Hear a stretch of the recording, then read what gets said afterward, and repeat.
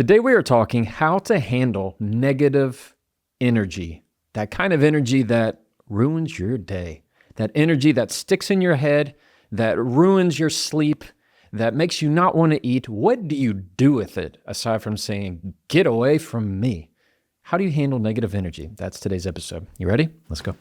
Welcome to the Jefferson Fisher Podcast, where I'm on a mission to make your next conversation the one that changes everything. If you enjoy learning tools to improve your communication, I'm going to ask that you please follow this podcast, subscribe to it wherever you're listening, and in exchange, I can promise you that by listening and subscribing to these episodes, I'm going to make you a better communicator. Thank you.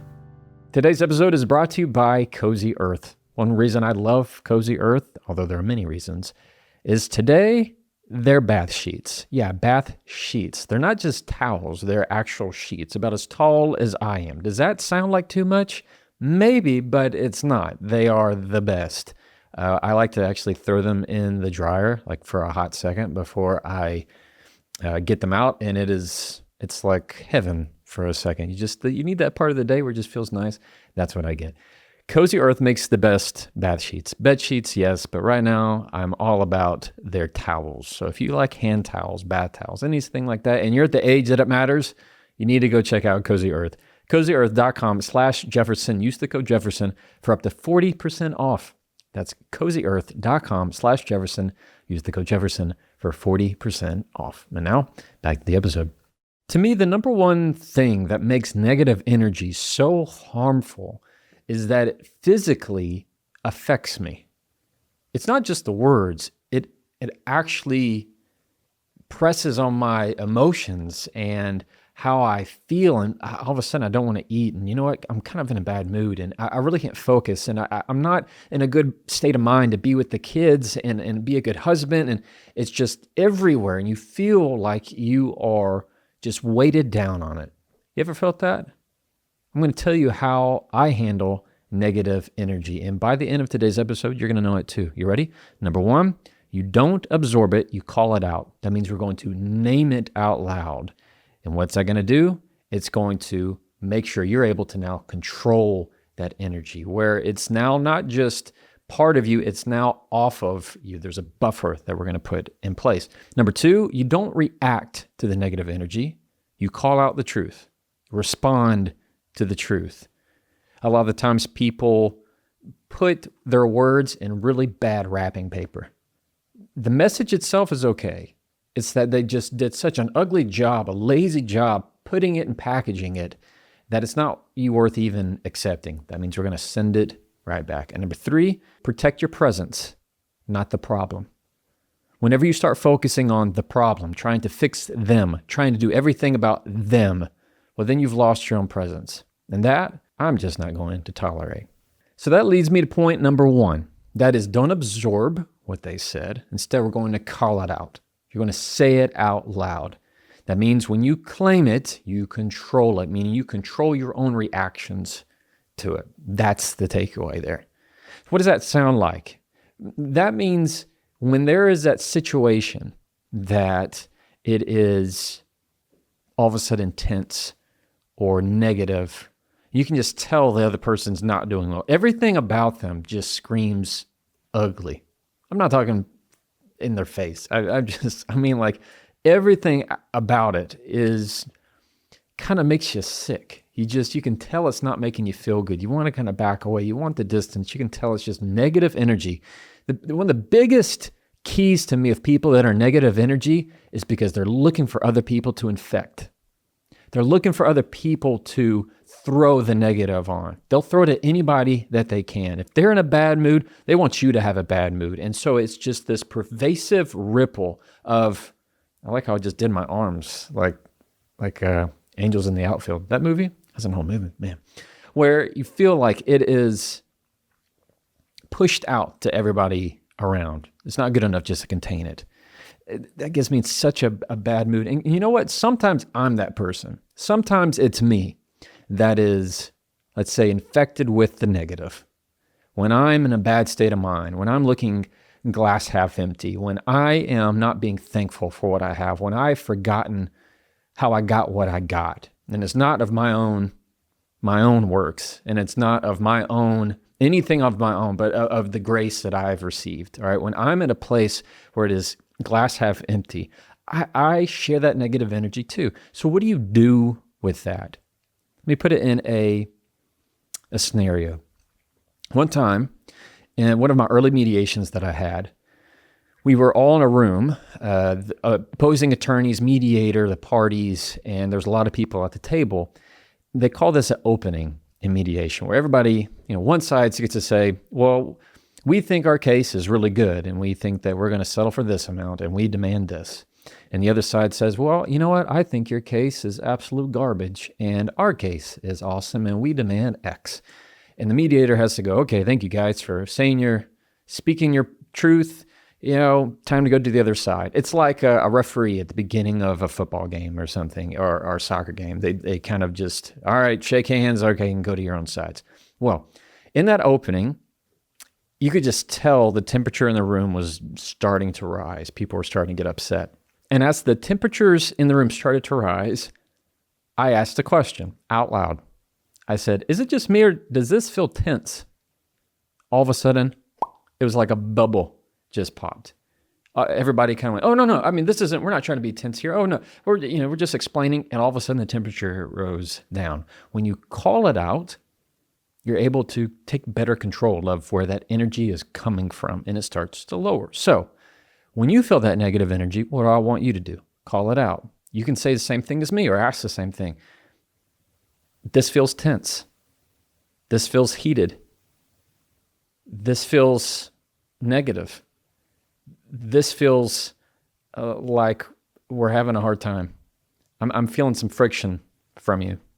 Whenever you use those words of whether it's tense, I like heated, or even ask, is this getting heated?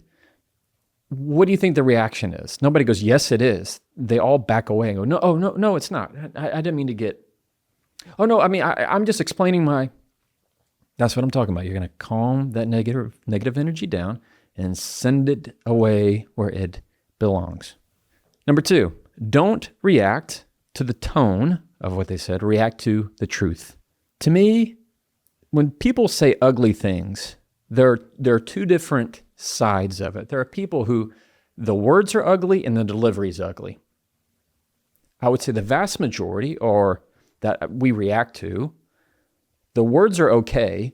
There might be some truth in it, but it's the way they said it and was packaged was ugly. The truth of it is somewhat there, but they've packaged it in just crumpled old newspaper. Like they actually didn't want to try whatsoever. And so they say, here, accept this. This is my negative energy. You know what? Yeah, that's fine. I don't really want to go. Whatever it is. When that happens to the negative energy, you're going to send it right back by having them repeat it. How? By having them repeat it. It's very similar to how I recommend handling insults. See, they can't repackage it in the same way again when you ask them to repeat it. For example, if I asked you a question and you go, no, I mean, that's fine. I mean, I guess if you really want to, something passive aggressive. And I were to say, I need you to say that again. They can't say it the same way.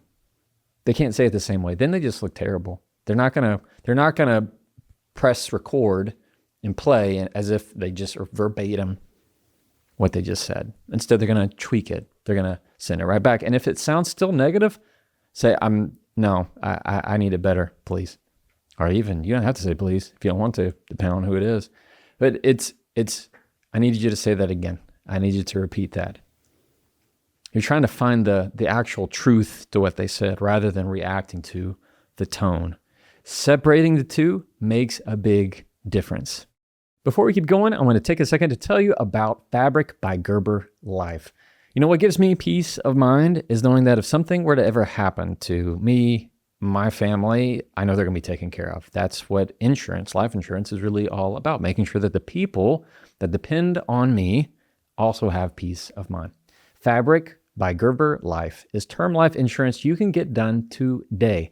Made for busy parents like you, like me, all online, on your schedule, right from your couch.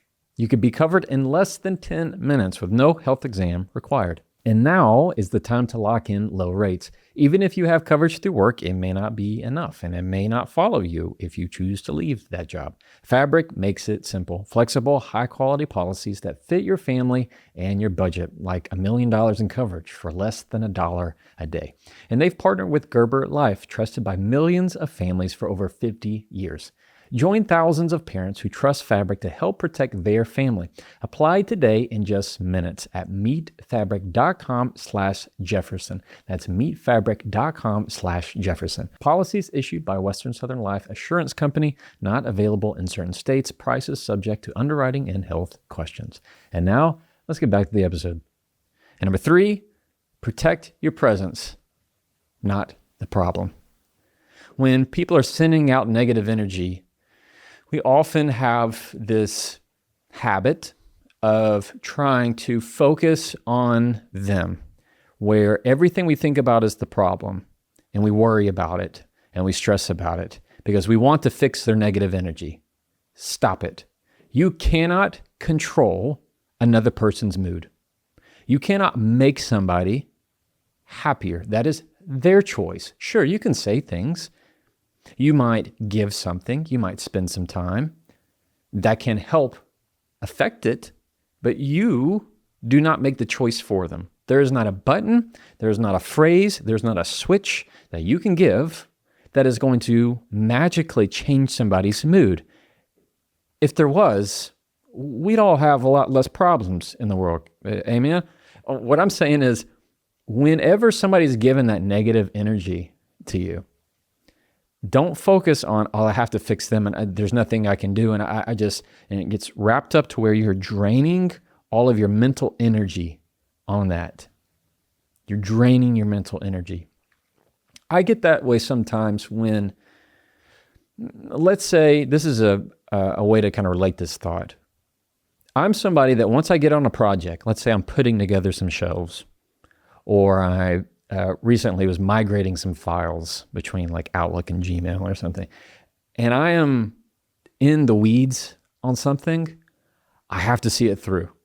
I mean, I got to finish it. I don't like an unfinished task. I need to be able to see it through. So if I'm putting together shelves, you kind of just like get in this tunnel vision of like, don't ask me anything. I'm in this. All I want is to do it, and I can't put it down. I have a hard time putting it down. Even if it's like dinner time, maybe, or it's time to eat or take a snack, you don't want to do it. Nope, I'm in the zone. We do that a lot with people that have negative energy. We focus all of our attention on it, so much so that we forget the happiness that is happening in our own day. We forget the positive that is right there in front of us. We forget the gifts that are right there for ours. Should we just stop and look and seek for it? If you seek it, it will be there. To see my child trying to have affection towards me in that moment, rather than me being so locked in on finishing the shelves I go in the bathroom.